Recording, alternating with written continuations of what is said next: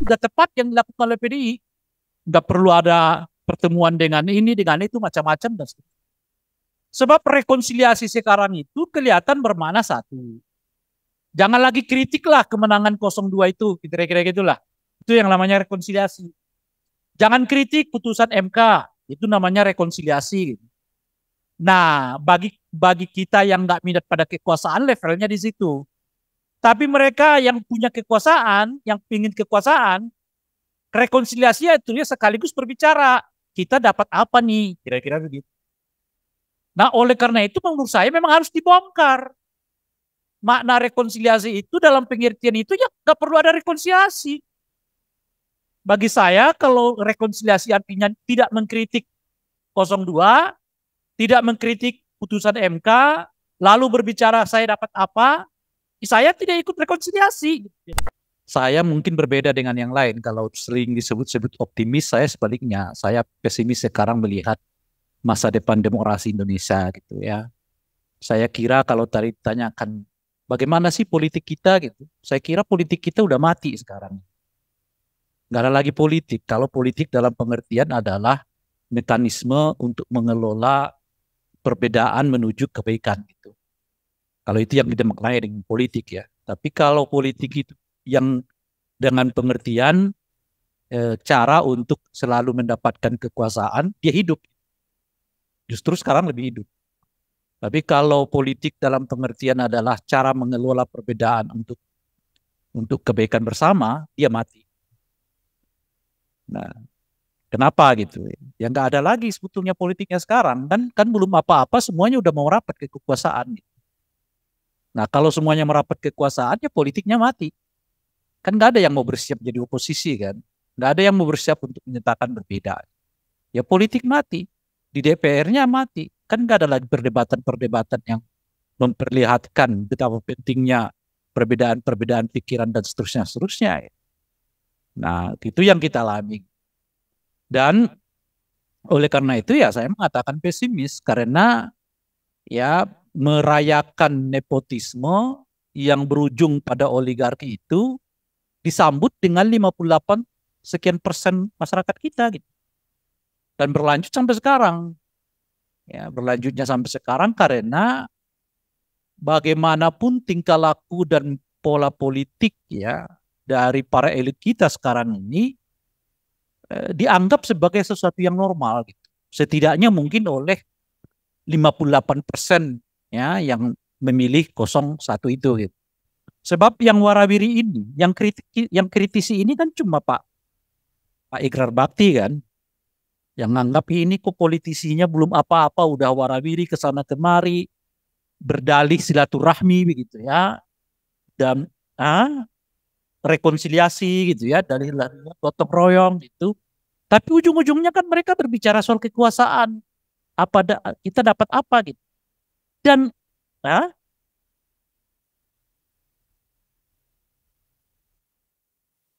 nah itu dia. Ya. Nah, ujung-ujungnya mereka berbicara, saya dapat apa? Nah, dan saya tidak melihat mereka yang berada di 01 itu resah dengan yang kayak begini. 02 ya. Milih 02 itu saya nggak lihat mereka resah dengan pola yang kayak begini. Apa artinya gitu? Elitnya mencontohkan ketiadaban demokrasi itu yang diterima oleh publiknya sebagai sesuatu yang normal, yang wajar. Nah, kita yang berada dalam situasi yang mengkritik, dianggap yang tidak move on gitu loh. Nah, Prof. Ikrar belum move on. Pilpres sudah selesai gitu loh. Jadi makna move on itu sekarang adalah berbicara tentang saya dapat apa. Itu namanya move on. Kalau kita berbicara, oh ini nggak tepat dong. Belum selesai ada undah bicara tentang apa namanya kursi berapa. Belum ini belum belum selesai saya ikut gabung dengan pemerintah dengan melupakan jargon-jargon. Kita ini perubahan loh, ya kan?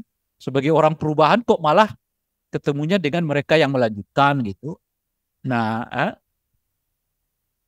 ya saya baru sadar sekarang ternyata perubahan itu artinya berubah sesuai arah angin. Jadi kalau arah anginnya ke barat, ya ke barat. Kalau arah anginnya ke timur, ya ke timur gitu loh. Jadi kalau arah anginnya ke 02, dia ikut 02. Gitu. Jadi baru saya ngerti bahwa perubahan itu artinya berubah sesuai dengan arah angin gitu ya. Nah, jadi nggak ada malunya. Justru kita yang mengkritik ini yang dianggap nggak move on gitu loh. Mestinya semuanya masuk ya ke 01, menerima apapun yang dilakukan oleh 01, kira-kira begitulah ya kan. Lalu hentikan kritik-kritik dan seterusnya gitu. Itu persis seperti kemarin malam sehingga saya di salah satu televisi swasta nasional, ya saya mengatakan bahwa nggak perlulah ada pertemuan-pertemuan itu seperti tadi oleh Prof. Ikrar ya. Karena bagi saya kata-kata rekonsiliasi, kata-kata silaturahmi itu pun sekarang sudah dimaknai demi kepentingan yang bersifat politik. Dan politik dalam pengertian ini bukan politik dalam pengertian makna, politik dalam pengertian pragmatisme itu. Jadi ya silaturahmi, maka saya mengatakan tepat yang dilakukan oleh Ganjar sama Mahfud itu nggak usah datang lah waktu pengumuman hasil itu gitu, penetapan hasil gitu.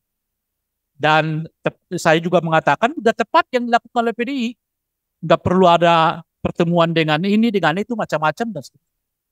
Sebab rekonsiliasi sekarang itu kelihatan bermakna satu. Jangan lagi kritik lah kemenangan 02 itu, kira-kira gitulah. Itu yang namanya rekonsiliasi. Jangan kritik putusan MK, itu namanya rekonsiliasi. Nah, bagi kita yang nggak minat pada kekuasaan, levelnya di situ. Tapi mereka yang punya kekuasaan, yang ingin kekuasaan, rekonsiliasi itu ya sekaligus berbicara. Kita dapat apa nih? Kira-kira begitu. Nah, oleh karena itu menurut saya memang harus dibongkar. Makna rekonsiliasi itu dalam pengertian itu ya nggak perlu ada rekonsiliasi. Bagi saya kalau rekonsiliasi artinya tidak mengkritik 02, tidak mengkritik putusan MK, lalu berbicara saya dapat apa, saya tidak ikut rekonsiliasi. Biar kalian aja ya rekonsiliasi dalam konteks itu gitu. Nah, saya dikritik lah itu. Nggak move on nih, ya kan? Masih ada sakit hati, masih ada dendam, dan seterusnya.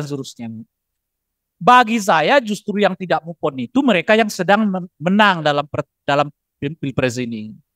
Mestinya kan mereka jargonnya adalah kami menang 58% dalam satu putaran, dikuatkan oleh MK. Lalu mestinya dengan kemenangan yang begitu besar itu, dengan apa namanya itu satu putaran itu, mereka sudah percaya diri untuk mengelola pemerintahan. Jadi nggak perlu lagi tarik-tarik yang tidak milih mereka kemarin gitu loh. Itu justru yang menurut saya yang nggak move on. Jadi mereka masih melihat 01 itu adalah tanda kutip lawan politik. 03 itu adalah lawan politik. Oleh karena itu harus ditarik ke dalam supaya tidak ada lawan politik. Itu artinya nggak move on. Tidak move on dan kalau ada jargon yang mengatakan hormatilah para pemenang, mestinya yang menang itu juga hormatilah yang kalah. Cara menghormatinya bagaimana? Dengan menyebut orang yang kalah itu ya berada di luar kekuasaan. Jangan lagi ditarik-tarik masuk ke dalam. Gitu. Nah yang kalah itu ya dalam demokrasi itu ya dia tempatnya di luar. Yang menang mengelola pemerintahan. Maka sebagaimana orang yang kalah ini menghormati kemenangan orang yang menang, mestinya juga orang yang menang itu menghormati ya kan pilihan orang yang kalah itu untuk berada di luar. Kalau ternyata rakyat tidak memberi kepercayaan kepada saya untuk mengemban visi misi saya sesuai yang saya janjikan kepada masyarakat, ya sudah, itu artinya saya tunggu 5 tahun ke depan kita bertarung, saya di luar. Mandat saya itu ada di luar.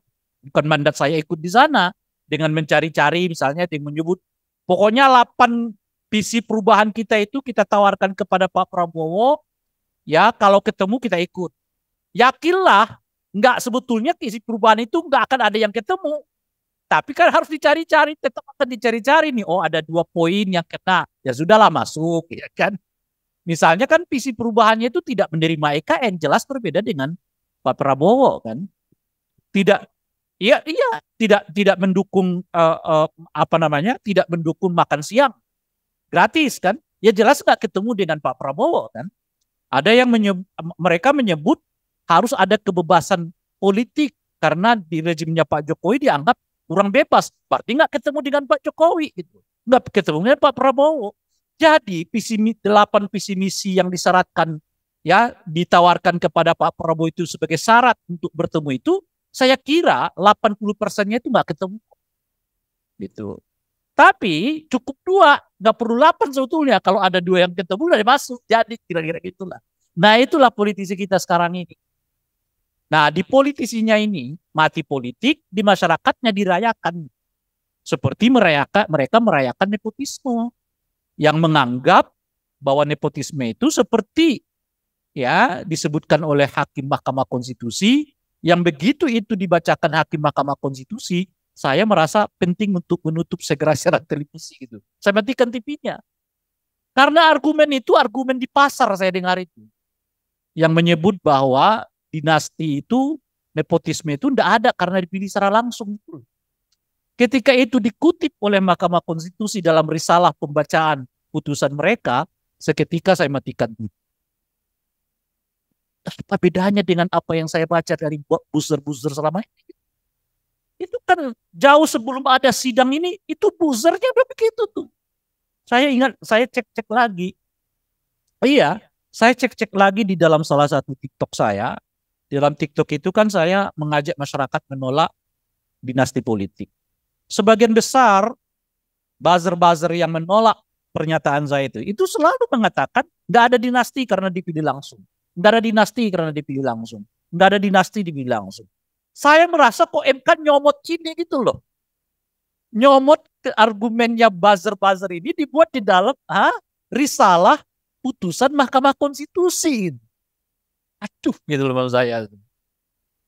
Persis itu ketika dibacakan. Ini tidak bisa dianggap ada nepotisme karena pada kenyataannya bahwa sistem kita melakukan pemilihan langsung dan dan itu juga diperkuat dengan putusan MK nomor berapa yang mengatakan bahwa dinasti politik itu bertentangan dengan hak asasi manusia, plus juga ditambah oleh yang bersangkutan, tambah oleh mereka sedikit, yang dimaknai dengan dinasti politik dalam hal ini adalah kalau sistemnya tidak dipilih secara langsung.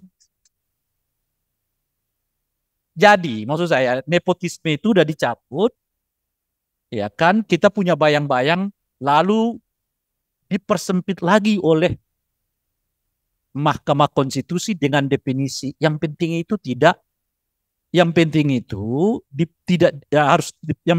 kalau dipilih langsung bukan nepotisme, dan yang kedua kalau nepotisme itu kalau apa tadi itu ya bukan. Kalau karena nepotisme itu udah dicabut oleh konstitusi, udah dicabut peraturannya. Kedua, dipilih secara langsung, itu kira-kira tuh. Nah itu bagi mereka yang dengan nepotisme, mempersempit lagi. Atau ditunjuk langsung, ya. Itu yang mereka bayangkan sebagai nepotisme. Itu. Jadi itu tadi setelah itu saya sudah matikan saja TV gitu. Saya baca.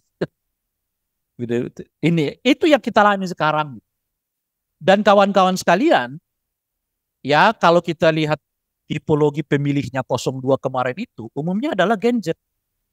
Nah Gen Z inilah sekarang yang boleh disebut menerima nepotisme itu. Gen Z itulah sekarang yang menerima rekonsiliasi, itu artinya nggak ada kritik, kira-kira ya, nggak ada itu namanya oposisi, nggak ada itu yang namanya dan menerima rekonsiliasi itu sebagai bagian yang wajar dalam konteks saling mencari posisi masing-masing.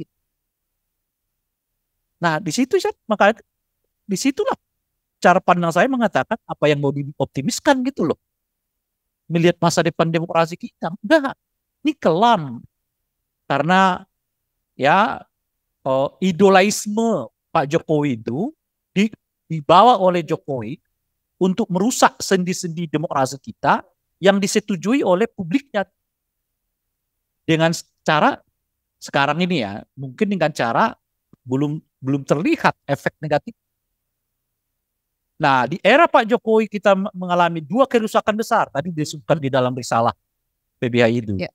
Apa itu? Kerusakan terhadap institusionalisasi demokrasi, kan? Partai politik tidak terlalu penting lagi, karena mereka kerjanya silaturahmi, rekonsiliasi, artinya saya dapat apa nih Pak? Nah, itu namanya silaturahmi.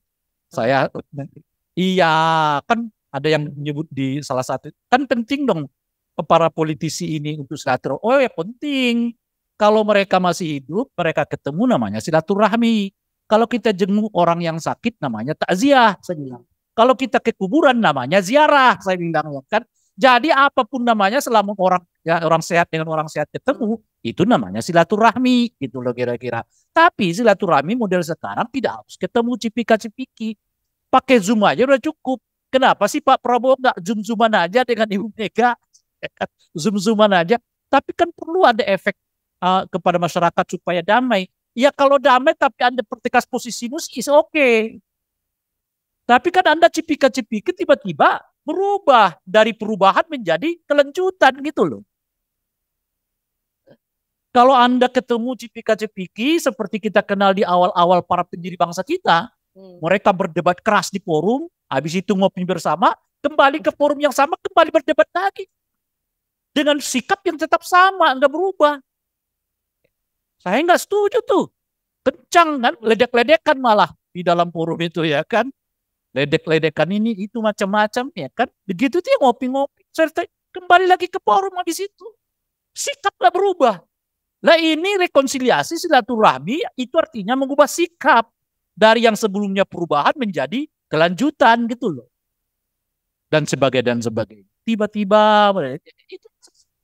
Nah kalau begitu ya Anda silakan silaturahmi, bagus. Tapi jelas sikap politik Anda nggak bisa diubah. Betul. Kalau masyarakat sipilnya gimana nih? Jadi yang tersisa ini kan sebenarnya elemen civil society. Ya kan? Yang tidak banyak jumlahnya dan juga nggak ada duitnya. Saya kira bukan terfragmentasi.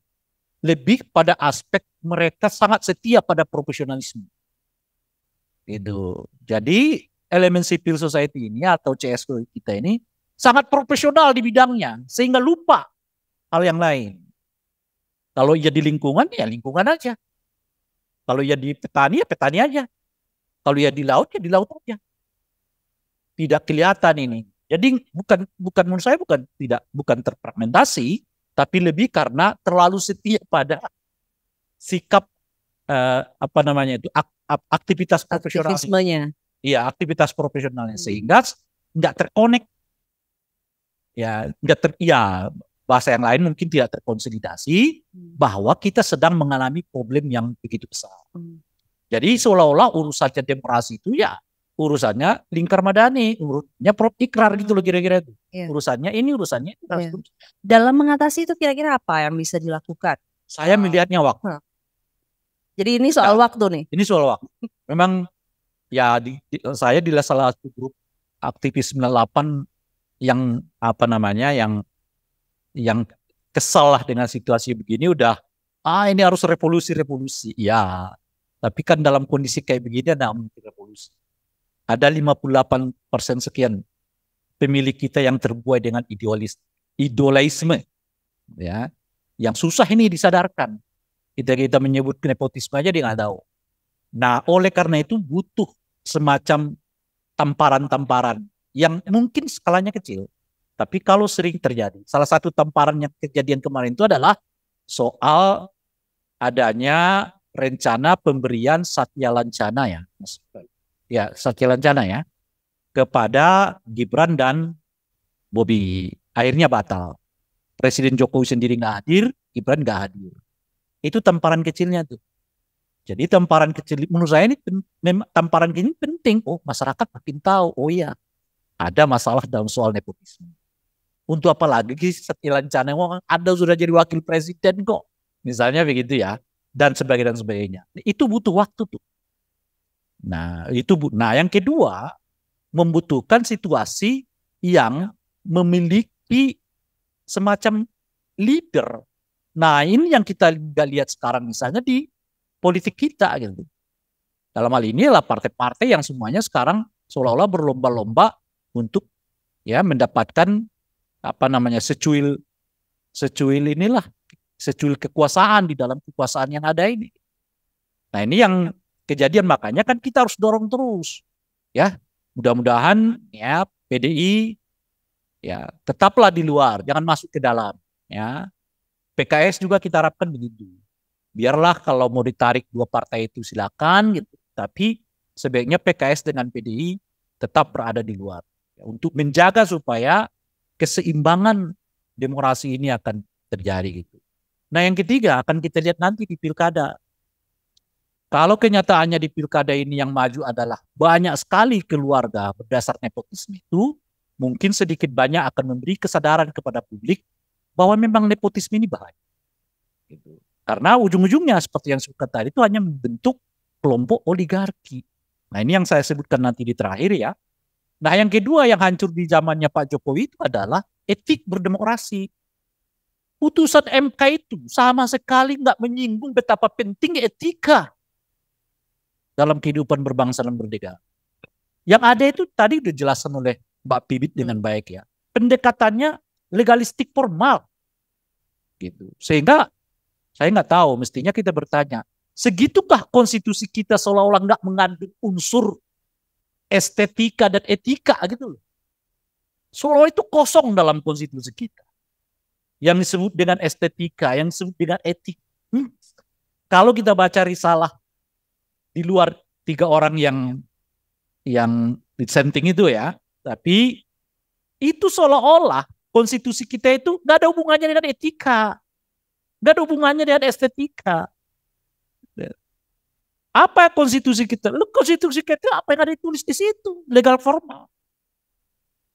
Gitu kira-kira itu. Jauh gitu. Nah, ini terjadi memang di zamannya Pak Jokowi, dan itu pula lah yang dilakukan oleh sebagian elit-elit politik ini. Pakai nama silaturahmi, rekonsiliasi tanpa malu-malu, lalu kemudian berbalik arah. Berbicara soal ya kepentingan mereka di dalam sebagainya. Kita lihat aja. Nanti kalau mereka gabung dengan Pak Prabowo lalu tidak apa-apa, kita boleh mengkoreksi diri. Mungkin kita terlalu salah memandang mereka. Tapi artinya ya kami ikut Pak Prabowo tapi nggak dapat menteri, nggak dapat komisaris, nggak ada jabatan ini, jabatan itu. Mungkin kita bisa koreksi. Tapi kalau mereka gabung kepada Pak Prabowo, dapat menteri, dapat komisaris, dapat ini macam-macam, ya jelas ya makna-makna sakral di dalam kehidupan kita berbangsa secara sosial, begitu ya masuk ke politik, tujuannya tetap pragmatisme politik. Yaitu tadi silaturahmi, rekonsiliasi, ya kan macam-macam lah kalimat-kalimat yang benar. Dan itu yang sekarang kosong. Apa yang kita hadapi di masa mendatang 5 tahun ke depan di eranya Pak Prabowo? Sekiranya menurut saya ada 2 lagi. Jadi di era Pak Jokowi kita kehilangan 2, yaitu melemahnya institusi demokrasi, KPU diperlemah, bukan diperlemah ya, KPU seperti kerjanya seperti sekarang lah gitu ya, Bawaslu kinerjanya seperti sekarang, Mahkamah Konstitusi kita udah tahu seperti sekarang, KPK juga seperti yang sekarang, KSAN dibubarkan, institusi penting dalam negara demokratik gitu ya. Nah, etika kosong ya. Nanti di era Pak Prabowo ini menurut saya kita akan ditambah lagi pada 2 persoalan. Persoalan tadi sudah disebutkan oleh PBI, pendekatan sekuritas yang akan meningkat atas dasar stabilitas, atas dasar harmoni, atas dasar rekonsiliasi, jangan ada kritik. Kira-kira begitulah ya. Gitu. Kalau Anda kritik paling lemah tuh sangkaannya gak move on. Itu paling lemah itu. Iya, cara bahasa. Gak move on, sakit hati, mau cari jabatan. Nah, itu paling lemah tuh. Selemah-lemah serangannya itu. Nah, kalau ternyata meningkat juga, akan dicari pasalnya. Apa nih pasal yang tepat dan sebagainya. Itu satu. Nah, yang kedua tantangan kita berikutnya, makin mengentalnya oligarki politik. Yang tadi sudah disebutkan. 1% itu setara dengan 50%. 50,3% penguasaan terhadap aset ekonomi kita. Dan ini akan makin membengkak 5 tahun ke depan. Dan di tengah situasi seperti itulah mudah-mudahan kesadaran itu muncul kembali.